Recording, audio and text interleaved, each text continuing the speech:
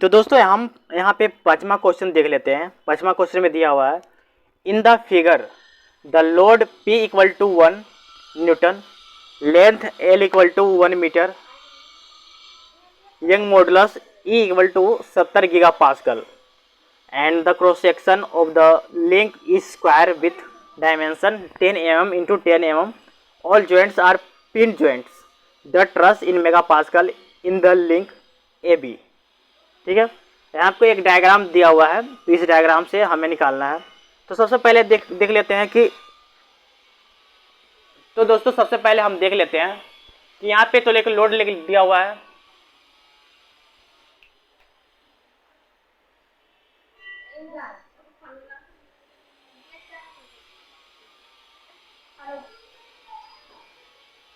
तो देखो सबसे पहले यहाँ पे लोड दिया हुआ है P equal to 1 newton, L equal to 1 metre मतलब कि 1000 mm हो गया, E equal to 70 giga pascal मतलब 17 × 10³ करते हैं मेगा पास्कल में कन्वर्ट करते हैं। तो फिर एरिया दिया हुआ 10 × 10 मतलब कि 100 mm²। ठीक है, तो निकालना क्या है, स्ट्रेस निकालना है।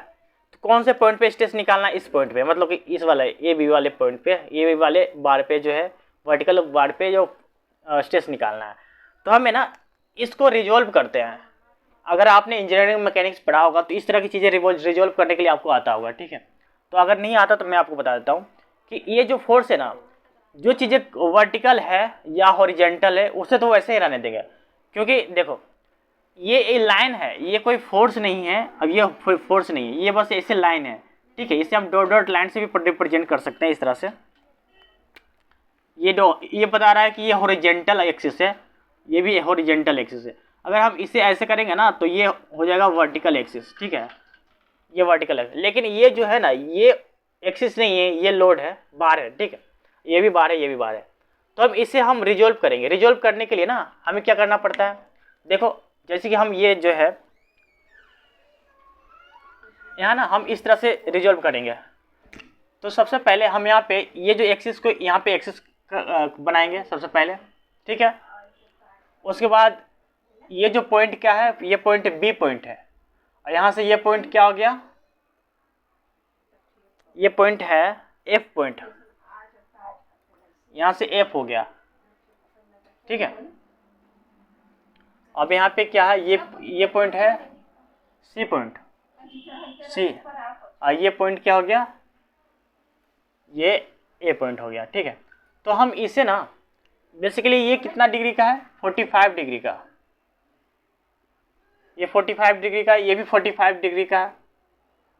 ठीक है, तो हम देखेंगे सबसे पहले इस तरह के फोर्सेस को रिजोल्व करने के लिए ना हम ऐसे करते हैं कि जो बेसिकली ये जो है ना, ये तो समझो कि ये फोर्स हो गया।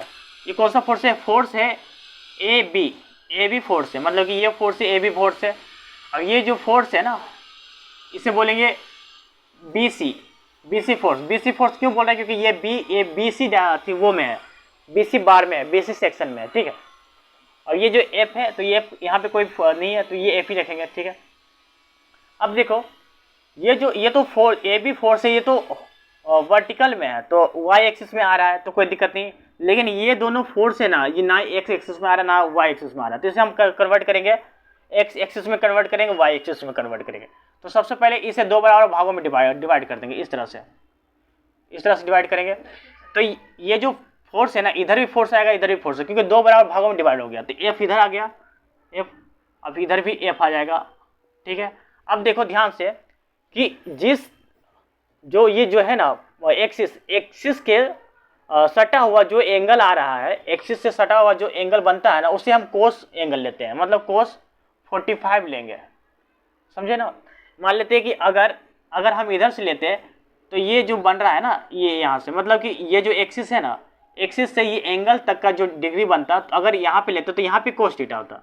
लेकिन हम क्या ले रहे हैं, हम इधर से ले रहे हैं ना, इधर से, मतलब ये जो एक्सिस है, मतलब ये एक्स एक्सिस से ये एंगल का जो फोर्स है वो ले रहे हैं। ठीक है, तो ये कोस हो गया। जब इधर कोस लेंगे तो इधर साइन ले लेंगे, तो इस साइन 45 लेंगे। ठीक है, समझ गया ना। अब देखो अब क्या करेंगे, यहाँ पे भी ऐसे करेंगे। ठीक है, ये तो एफ बी सी हो गया। अब देखो क्योंकि इस एक्सिस से है ना ये एंगल बन रहा है, एक्स एक्सिस से एंगल बन रहा है, तो ये कहाँ क्या लेंगे 45, ठीक है। अब यहाँ पे कोस ले लिया तो यहाँ क्या लेंगे, साइन लेंगे, एफ बी सी फिर साइन 45 लेंगे, ठीक है। तो हमें निकालना है स्ट्रेस की वैल्यू निकालना है, ठीक है ना, स्ट्रेस निकालना है। तो हम सबसे पहले देख लेते हैं कि कैसे निकालेंगे। तो हम क्या कर लेते हैं, समेशन ऑफ एफ एक्स पहले करेंगे, summation of F X equal to 0। तो एक डायरेक्शन में जितने भी फोर्स है ना उसे हम ऐड कर लेंगे।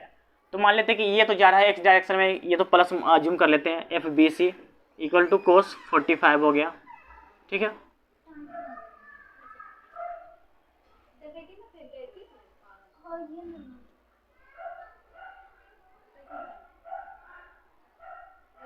देखो ये P है, सॉरी यहाँ पे P है, P इक्वल टू 1 कितना है, 1 न्यूटन, 1 किलो न्यूटन है, ये 1 न्यूटन है ना, P इक्वल टू 1 न्यूटन। चलो अब देख लेते हैं इस डायरेक्शन, ये भी P है, ये भी P है, ठीक है। तो हम देख लेते हैं बेसिकली ये तो एक डायरेक्शन में ये हो गया, फिर एक डायरेक्शन में ये हो गया, इक्वल टू, क्योंकि ये प्लस में जा रहा है ये माइनस में जा रहा है तो इधर करेंगे कोस 45, ठीक है, कोस 45। तो अब देखो क्योंकि ये दोनों मिल रहा है ना, ये दोनों मिल रहा है तो ये दोनों काट देंगे हम, तो क्या बच जाएगा, F B C equal to, sorry ऐसे लिख देंगे, F B C equal to P लिख देंगे, ठीक है। यहाँ हो गया ऐसा, समझ गए ना। अब देखो अब क्या करेंगे ना, हम समेशन ऑफ एफ वाई लेंगे, क्योंकि पहले समेशन ऑफ एफ एक्स लिए थे, अब समेशन ऑफ एफ वाई लेंगे, वाई इक्वल टू 0, ठीक है। अब क्या करेंगे, वाई में जितने फोर्स है अपवर्ड वाले जितने वाई फोर्स है प्लस लेंगे, डाउनवर्ड वाले जितने वाई फोर्स है उसको माइनस लेंगे, ठीक है। तो देखो ये क्या हो गया, एफ बी सी क्या हो गया, साइन 45, ठीक है। अब डाउनवर्ड वाले क्या है, पी, ठीक है, साइन 45 प्लस क्या है, एफ ए बी, समझ गया ना। अब देखो यहाँ पे देख सकते हैं कि एफ बी सी की वैल्यू क्या आ रहा है, पी आ रहा है ना, P equal to sine 45 equal to P sine 45 है ना, प्लस क्या आ रहा है, एफ ए बी आ रहा है। तो अब देखो कि यहाँ पे एक चीज़ हो रहा है कि मतलब ये दोनों मिल रहा है तो इन दोनों को काट देंगे ऐसे करके, तो क्या हो गया, एफ ए बी बराबर क्या हो गया, F A B equal to 0 हो गया ना। अब F A B equal to 0 हो गया, तो इसका मतलब क्या है, हमें क्या निकालना है, स्ट्रेस निकालना है, स्ट्रेस निकालना है, चूंकि क्वेश्चन में क्या निकालना है, स्ट्रेस ए बी पे निकालना है। तो स्ट्रेस बराबर क्या था, force upon area, force A B upon area, ठीक है। क्योंकि फोर्स यहाँ क्या आ रहा है, 0 आ रहा है, तो स्ट्रेस ए बी क्या हो जाएगा, 0, ठीक है। तो ये इसका आंसर हो गया।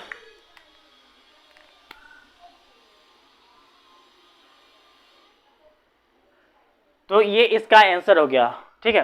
तो मैं आशा करता हूँ कि आप अच्छे से समझ गए होंगे, कहीं भी डाउट्स होगा तो आप हमें पूछिए, क्या है कि डाउट्स अगर नहीं पूछेंगे ना तो आप थोड़ा सीख नहीं पाएंगे, समझिए। ये तो बात क्लियर है कि डाउट्स अगर नहीं पूछेंगे तो हमेशा आपके दिमाग में डाउट्स बना रहेगा।